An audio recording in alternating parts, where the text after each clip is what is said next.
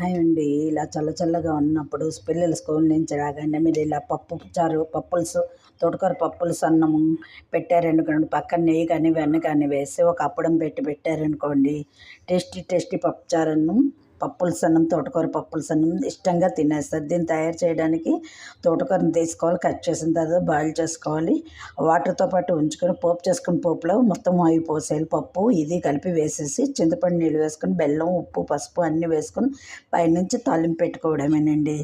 Tasty tasty పప్పులుసు, తోటకూర పప్పులుసు rice. ఇది మీలో ఎవరికైనా నచ్చితే ఆనియన్ కూడా యాడ్ చేసుకోవచ్చు. ఇది మీలో ఎవరికైనా నచ్చితే లైక్ చేయండి, సబ్స్క్రైబ్ చేయండి. తోటకూర పప్పులుసు రైస్ స్కూల్ నుంచి రాగానే పిల్లలు ఇష్టంగా తినేస్తారు. పాపడ కానీ దేనికి సాయం అప్పడం కానీ ఏదో ఒకటి పెడితే నంచుకోవడానికి ఇష్టంగా తినేస్తారు. ఒక ఐటెంన కడుపు నిండుగా తింటారు.